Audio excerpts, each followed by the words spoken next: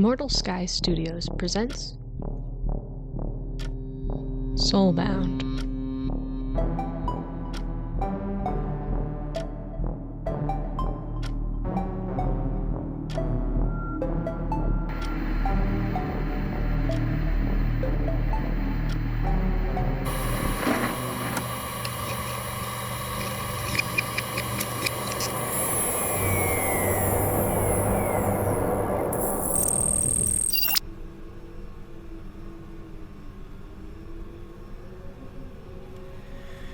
Okay, so, I've been up for a couple hours and no one's come to bother me, so I think I should be good to just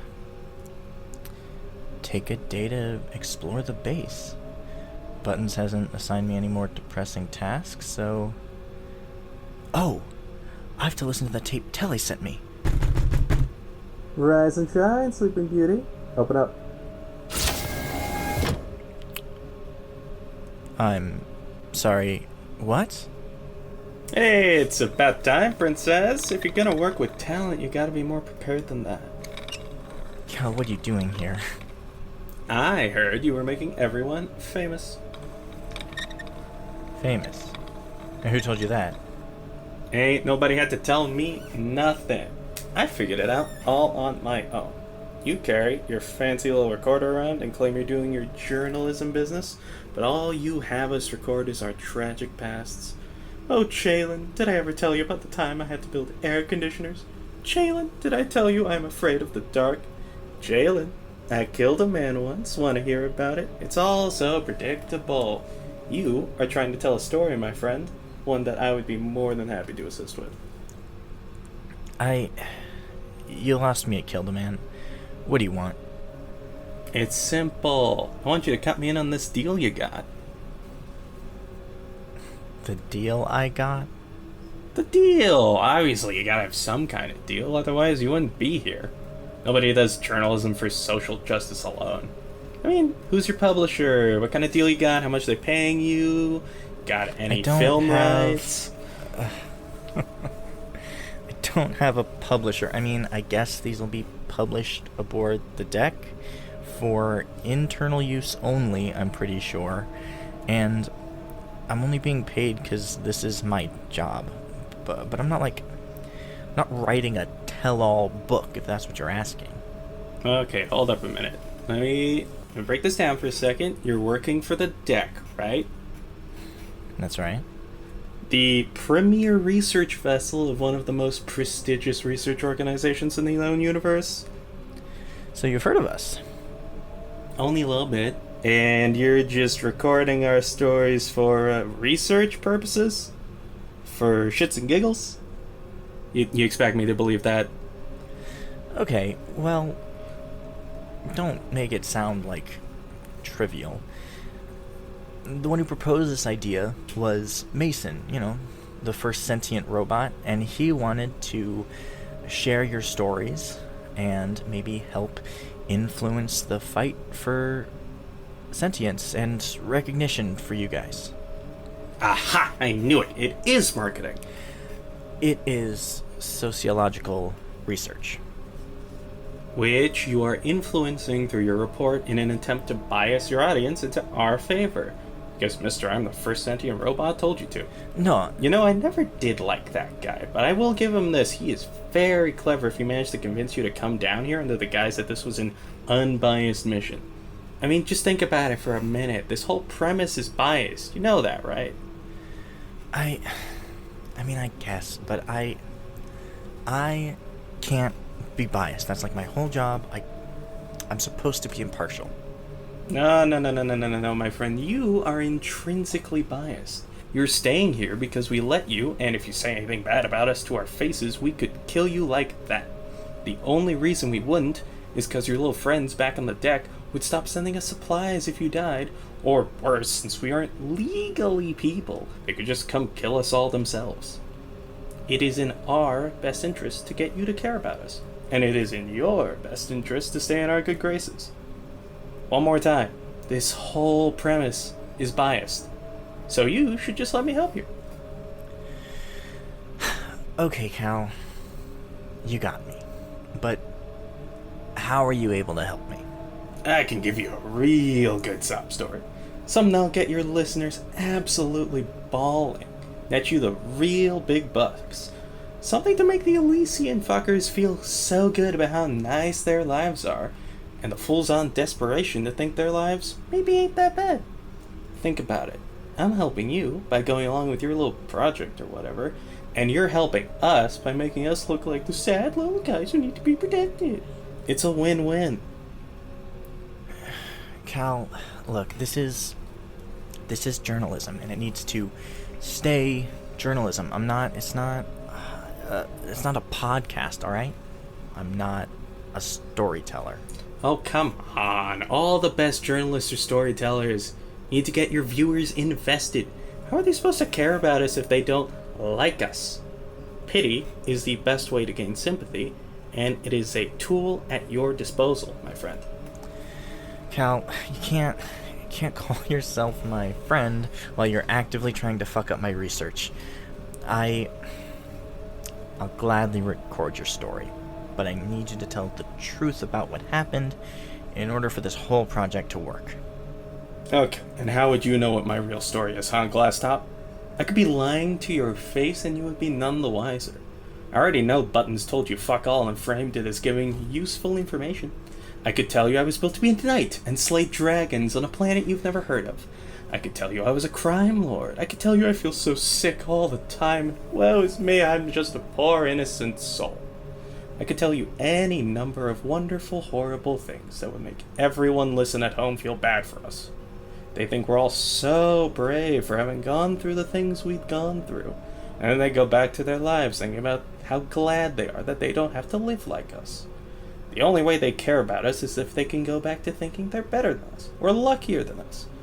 Or, Jaylin, I could tell you my real story, and we could see if people gave a shit about me in comparison to someone like K-Fed or Maybell. Why wouldn't people care about your real story, Cal? I tend to find the truth can be stranger than fiction sometimes. It's real simple, but it's just not sad enough. This whole thing is a reality pageant when you think about it.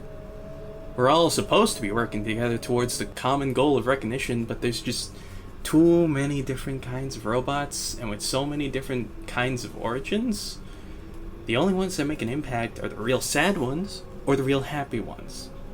They're the only ones that get any real help. Maybell will make a great case in front of the council. She's sad.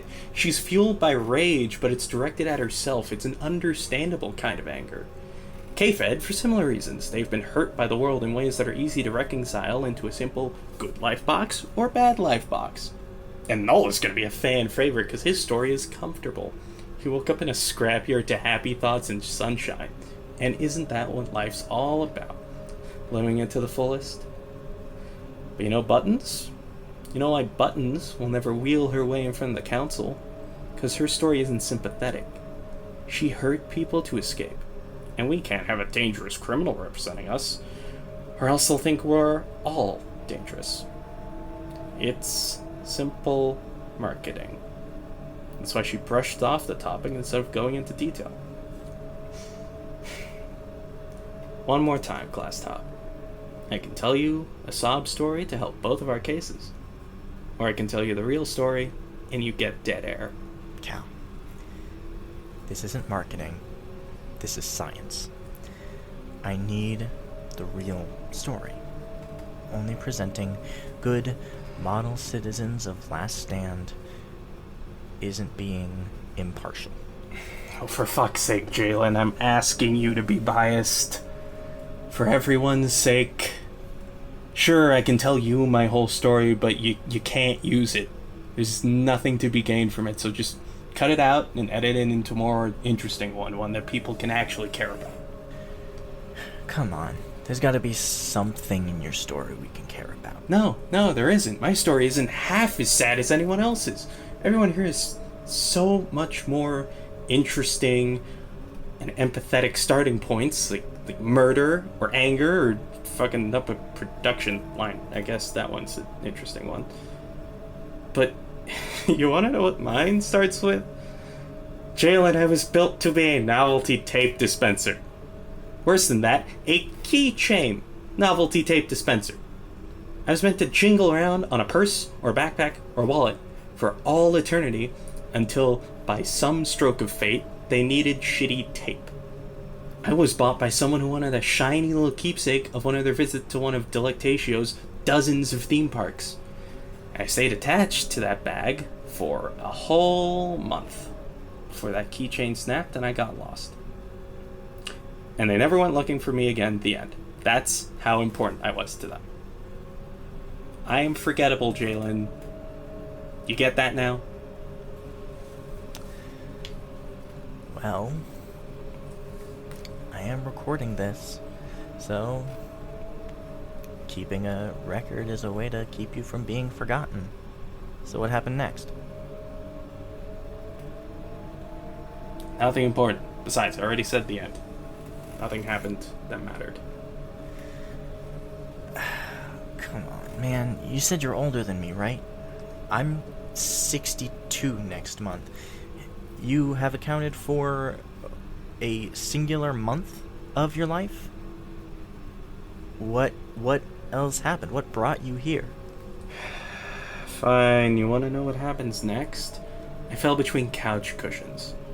And then when they decided to replace the couch, I fell out of those cushions into a storm drain. And I ended up in water treatment tunnels.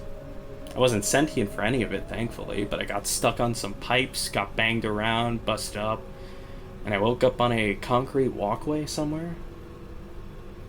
I taped myself back together because didn't want to die, and I spent 50 years down there. And no one came looking for me. One more time, Glasstop. I am forgettable. Alright. We still have 50 years to cover. Didn't do anything. Nothing happened. Cal, you're too nosy for that. What did you do in those 50 years? Does it really matter, Jaylin? It matters to me. Well, I don't want to tell you. Come on, you wanted to give me a sob story, right? And from what I'm hearing, this is pretty fucking sad so far. Keep going, and maybe I can make you famous. Hey, you really know how to get a guy talking, don't you, Glaslow? I like to think so. And this is the real story, isn't it? It is the real story. I'm not lying about that. So, what's wrong? This isn't what I want to be famous for. Sorry. Can you say that one more time, a little louder? I don't want to be famous for this. I don't want to be famous because I'm damaged, okay? I want to be famous for the stories I tell or the things I do. I don't want to be famous because I fell down a fucking drain. I don't want to be famous because people forgot about me. I don't want to be famous for the worst parts of my life that I didn't even have control over. So let me just tell you some fake, cheesy story that'll make everyone happy or make everyone cry, and we can be done with this. Well, if that's what you want. I have some great news. Oh yeah? I'm not trying to make you famous.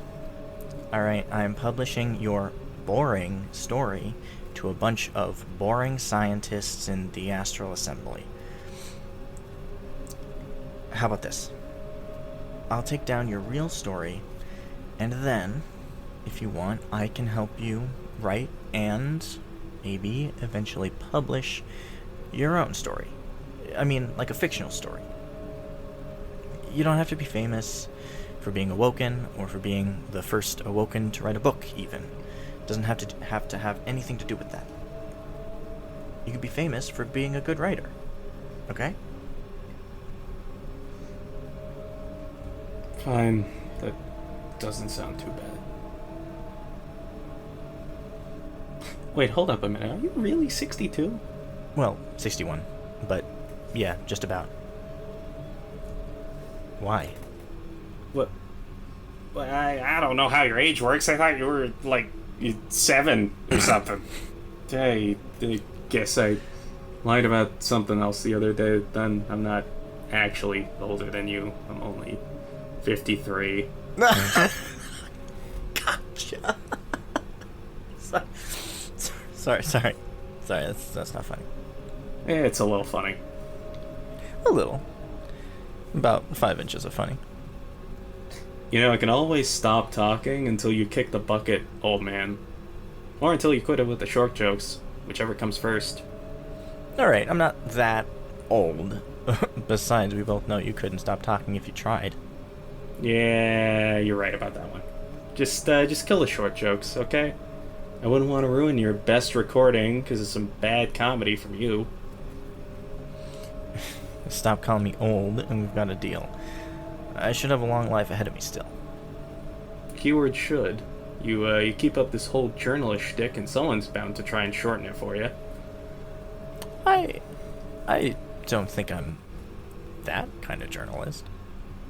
It comes with the territory, Gramps. Hey! Last one, I promise. Better be, doorstop. Okay, fine, I deserve that one. Anyway, where was I? I believe you were down a storm drain. Right. So, I mean, look at me. I'm made out of cheap plastic, right? I'm clearly not meant to survive in a storm drain of all places. But thankfully, I was designed with my own repair kit. So I taped myself back up and started to explore my surroundings. And I wasn't joking. I did spend 50 years in that storm drain. But I wasn't just screwing around. I started finding things. First thing I found was a stuffed animal that had washed down a drain, and it had someone's name embroidered into its foot. So I took care of it for a while until eventually I figured out that if I did some digging, I could find who the owner was and give it back to him. And I actually did it.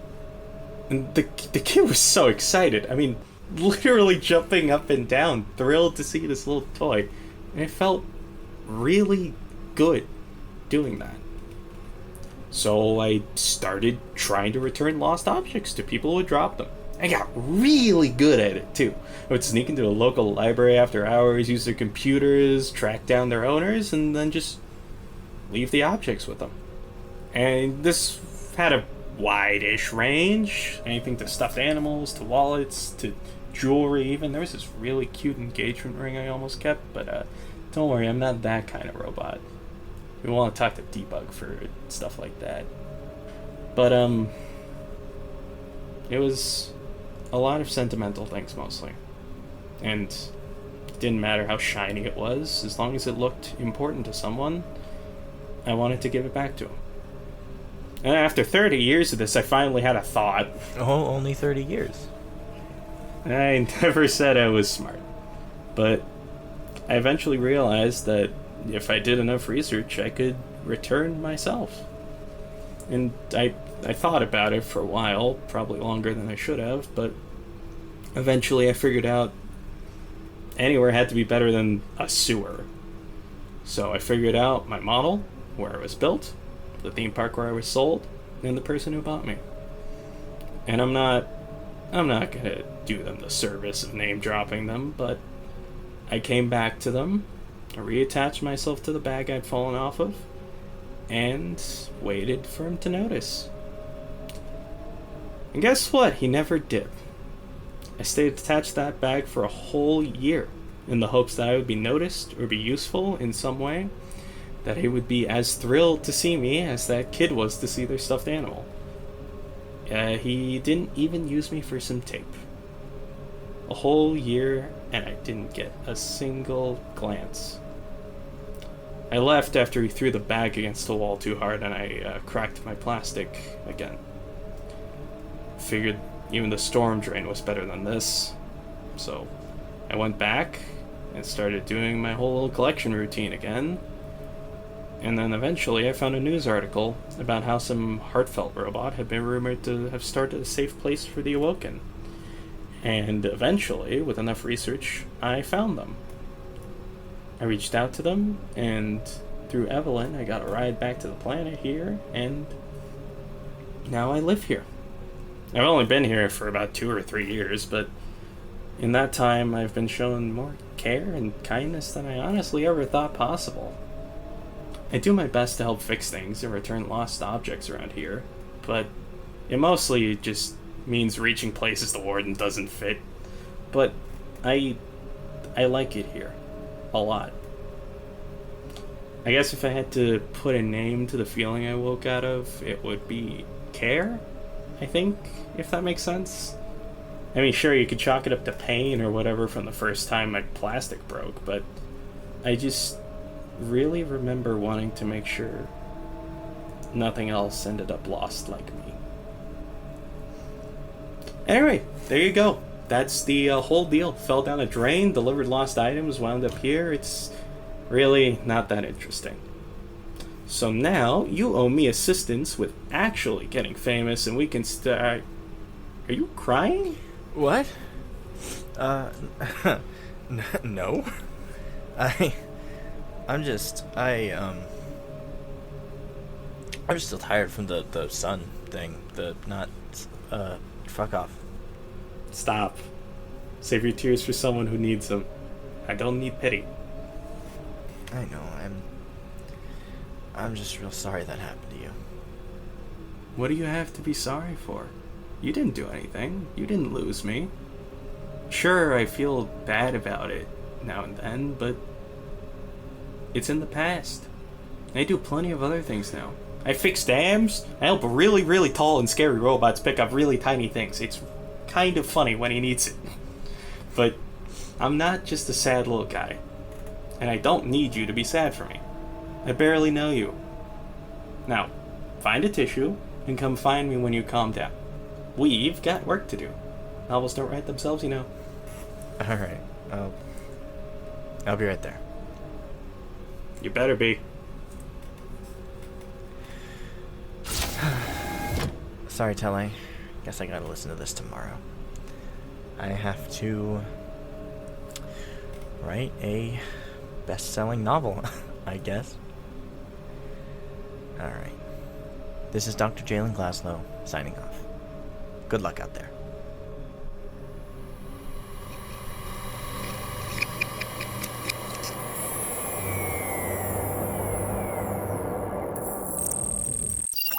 Today's episode featured the voices of Akira Solana Mix as Dr. Jaylin Glaslow and Chris KL as Cal. This episode was edited, produced, and written by Olivia Jeske, with assistance from Chris KL. Olivia Jeske also made our theme music and cover art. Follow us for updates on Instagram at the Soulbound Series, or email us at thesoulboundseries@gmail.com. Thank you for listening.